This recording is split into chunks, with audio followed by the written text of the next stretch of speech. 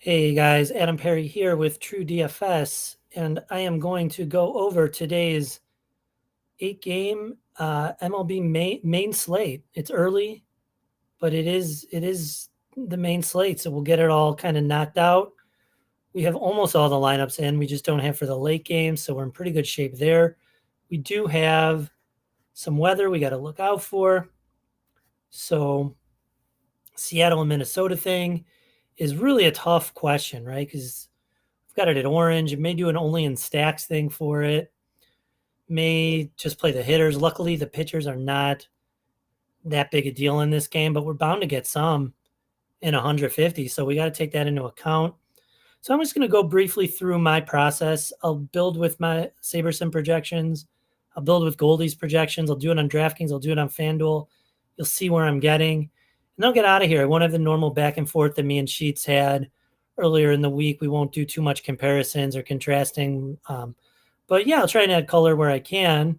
But yeah, other than that, I hope that the process is helpful for you. It's about repetition. It's about getting reps in, doing the process day in and day out. So check out TrueDFS.com if you want to learn that process.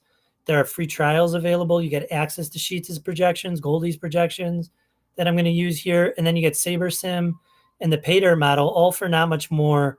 It's like $25 more than you'd pay for just one of them. So like really check that out after you like and subscribe to this because that helps us out too. So let's get into it. Let's build first using SaberSim. Sorry about the alarm in the background. I'm just gonna head up the salary. Now the question is, what kind of stacks am I gonna allow? I think you're supposed to allow 4-mans on an 8-game slate. I don't think I would play these 3-mans or the 4-nothings or the 4-2-nothings. So I'm just gonna keep it right here. I go back and forth on this. If I should play only 5-mans, what the right thing to do is. I'm not supposed to be using heuristics, right? I'm supposed to let the sims dictate that for me. But if I know I prefer 5s, I do prefer to get 5,000 candidate lineups that I would play. So it is a tough sort of question that I don't know the answer to. I do think there are people who have their own really complex processes, the shady advices of the world, whistles go woos that kind of answer this question more empirically than just using the sort of heuristics that I am. What's up, Andy? Afternoon. All right, so let's build using SaberSim's stuff. We'll see where we get to. This is a tough decision on the Minnesota thing. I'm going to have to keep monitoring the weather. Roth says if it's a late start, it's not necessarily better, unless they want to wait till 7 p.m. Although you assume if they're late starting, it's because they want to. I don't know if this is a getaway day for them, but I think it's getaway day. So there's a lot of incentive to play this game. I don't know how many other times Seattle and Minnesota meet. Maybe they meet soon. Let's see. Seattle Mariners schedule. But like if these two teams don't meet again soon, we'll see if they have the day off tomorrow too. No, I mean Seattle's got to go to Texas tomorrow. We'll see what they don't have the Twins. Again, there's a lot of incentive to play this game. I don't know if I'd play the pitchers. Like if they late started, maybe I would. But these teams don't meet again, I don't think. And they don't have off tomorrow. At least Seattle doesn't. So they could postpone it. But I think the hitters are probably fine, just given that. But you may want to do only in stacks. It's something to think about. I have a feeling we're going to get to a good amount of them. We've been getting a lot of Seattle lately. The totals are right.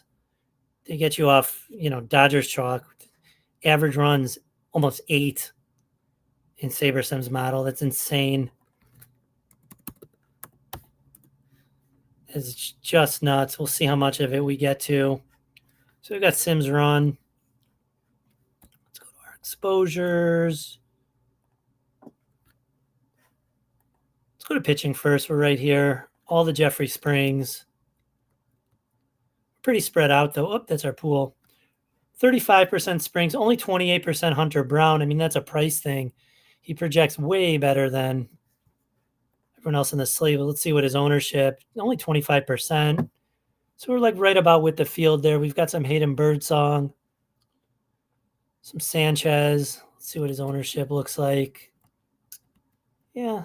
So pretty spread out. One thing I'll say about this slate, there's a lot of guys you can run on, and you never know how much the projections take steal upside into account. My recollection is you could really run on Birdsong. You could definitely run on Springs. You could definitely run on Gaussman. So these are little tiny added values if we get to some of those stacks or one-offs from their opponents. But okay, that's just sort of a qualitative or anecdotal kind of thing to think about. Now here's the question. Not the question. I think I know the answer for me, my personal tolerance. Richardson's going to be like really low owned because no one's going to want to play him. Neither am I. And I don't want to play Hancock either. If we get an update from Roth and things change, like, okay, fine. We'll switch it. Now, there are other games with weather concerns, but nothing to the degree that Minnesota is. And the question is, I mean, do you want to start worrying about almost every game on the slate? I think the answer is no. If you worried about every game on the slate other than the green one, you'd just be hammering the chalk, unless you play Colorado, but even they're going to get owned. So, okay. Here's our pitching. We've got a ton of Springs, ton of Birdsong. Right behind there on Hunter Brown. Let's see what these stacks look like. A's. All the A's, 41%. Phillies, Tampa. Cubs. You can never go wrong with the Cubs. Can you? A million home runs again yesterday. It's good. I'm a Cubs fan. Full disclosure. Let's see. Of our 5-mans, yeah. A's. So a lot of A's. And we get A's in the 3-mans, the 4-mans, the 5-mans. Less 2s makes sense if we have the 4s and the 5s. Let's see what our stacks look like. Good amount of 4-3s. A little bit of 4-2-2s, 4-4s, but mostly the 5-mans. So that's what we'd get if we ran using SaberSim's projections. And we don't have Goldie's update yet, so we'll use Goldie's early stuff and see how it looks. So let's do the exact same thing. Oh, you know what? We don't even need, let's just keep Hancock and Springs out of it. So we're just not even going to build lineups with them. Or Hancock and Woods Richardson. My bad. Just keep them out of here.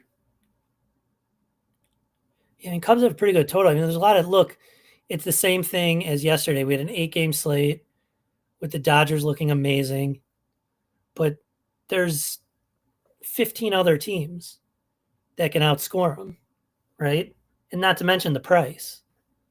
So, the Dodgers may score 10, but if the Cubs score 10 and Tampa scores 9 and Seattle scores 11, then you don't need the Dodgers. I mean, they're not going to all do that, but like if one of them does that, or if one of them scores 8, but they're on home runs and the Dodgers don't hit home runs, I mean, there's plenty of ways. So the Dodgers are they're the most likely to have the highest total when it's all said and done. But what is that? And they're not more likely than all the other teams. Put it that way. So I don't know. I don't think we're going to get to much Dodgers. We'll let the rest of the field do that. Obviously, they look awesome today. But we're playing to win first in the lotto. So we will do as we get from SaberSim. We're playing for 50K here. So using Goldies, it's a whole different story. You still get the Springs, but a little bit less. Then you get Dietrich Enns, whatever that is. Whatever. Kershaw, Baz, Bybee, barely half the Brown and less than half the Birdsong. So there's a total change. Let's see if the stacks change. Yeah. Now you use Goldies, you're going to get a lot of Dodgers. Then you get some Tampa, some Cubs, Miami, Toronto. You're not going to get any Athletics. Two A stacks. So it's a whole different world using Goldies. Now, I will say Goldie has not gotten his update in for the new lineups and sharper ownership. So that we noticed yesterday that it played more chalk early in the day and less as we got closer to lock. So that's something to keep in mind too. When we get an update, if we get one, we'll rebuild. But as of now, using Goldie stuff, it's Dodgers, Springs, and Ennis. And I assume he's cheap. I assume that's how you play the Dodgers. The question is, how much is that combination going to be owned? So we will see. But that's what we've got as of now, using two different projection sets. Let's see. Do the same exercise on FanDuel. Let's lower so on FanDuel, I actually don't mind lowering the min salary because the pricing is so soft. And then let's take out, just a priori, say we don't want Woods Richardson, and we don't want any Hancock. The game's just too dangerous. Too risky. It's not dangerous. Unless there's a lot of lightning or tornadoes. But it's not dangerous. And I'm not playing any of these. Just 4 stacks. So I see no reason to build them. So let's do this on SaberSim. We'll do it on Goldies. We'll see how different we get. One thing you see, projections, the inputs matter. I mean, projections are all close to each other. If you're hand building, it's hard to notice a difference, but the inputs matter when you're running these play-by-play sims. If you change those average projections a little, it's going to really change how your outputs distribute, even when you're running against the same field. So keep that in mind. The inputs matter. And that's Sheets uses his every day, and he's winning all the time. Sheets is playing great. So something to keep in mind. And remember, you can get access to Sheets' projections at TrueDFS.com. Don't want to forget that plug. I mean, we really do feel confident in them. And you get Goldies, which I've shown you. So you get 2 sets of projections. You can use them both. You can average them. Use one as a backup. Then you get access to SaberSim for like just $25 more than you'd pay for SaberSim's Ultimate package. And then you get the pay dirt DFS models. We use it for betting. I mean, there's just like a lot you could do with the TrueDFS packages. So let's see. Let's see who we got on FanDuel. Do we have a Goldie update yet? Not yet.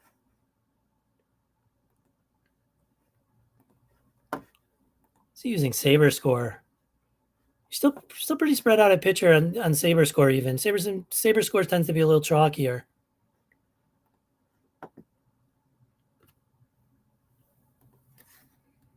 All right. Hunter Brown. So here we get the Hunter Brown. You still get the Springs and you get the Birdsong. I mean, one of the things I like about that is we could play him on FanDuel and get some exposure there and sort of hedge against our DraftKings.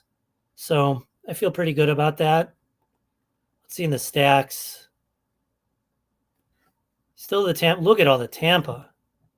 I don't know if I like that. Right? I may ask for some uniques. Just cut that a little.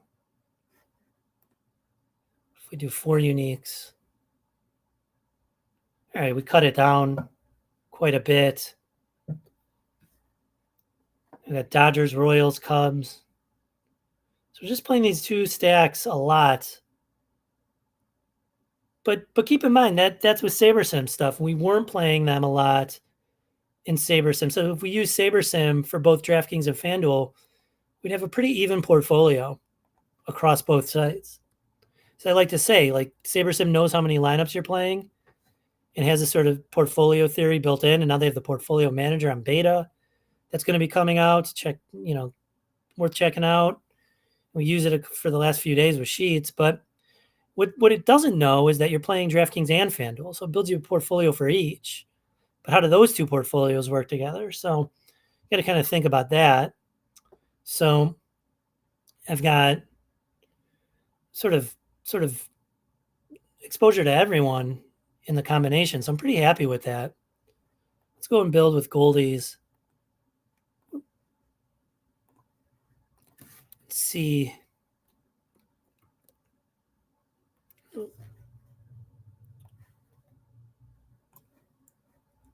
Goldies ownership. All right, let's rebuild it. We're building for the squeeze here. That's the flagship on FanDuel. It's like 5K, 10K up top, something like that. Someone Sheets took down 2 days ago. We looked at his lineup yesterday. It was awesome. And the guy in second had 2 zeros. And all he needed was a Garrett Crochet win to pass Sheets. And there was like a home run in the bottom of the 9th or something that tied it up. Pretty amazing. The guy would have won with 2 zeros, though. I mean, it shows you the power of stacking and not needing to hit the nuts to win. I mean, that's like a 19,000 person field. And he still got second with 2 zeros. It's pretty amazing. All the more reason to get correlation and stacks in, because you don't need every guy to do well. Just get the 1-2 on each team. Your 4-man. All right, let's see. Got 5,000 build, play-by-play sims. Are looking good. In Saber score, things are pretty different. No Hunter Brown using Saber score. That's only in 20 lineups. Let's see him 150. Yeah, very little Hunter Brown using Goldie stuff. That was not the case on DraftKings. So again, these portfolios are going to feed off each other. All right, based on ROI. Get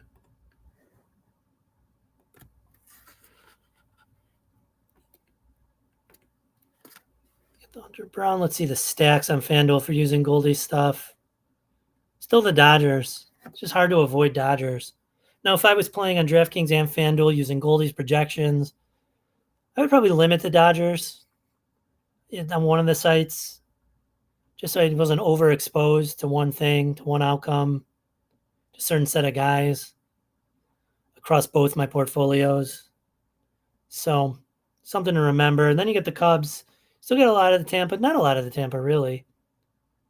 9%. I mean, just Dodgers and then everything. Just a little of everything. Dodgers, Cubs, and a little of everything. So there you have it. You see what I'm getting using different projection sources. It really matters. That's why you should check out TrueDFS.com, get access to those projections, because you get really good inputs that way. And you get Sheets' ownership, Goldies. I've said it. I've given the plug. Give it again. SaberSim, PayDirt DFS. So like and subscribe. Check us out. And with that, I wish you bid you adieu and wish you good luck on today's slate.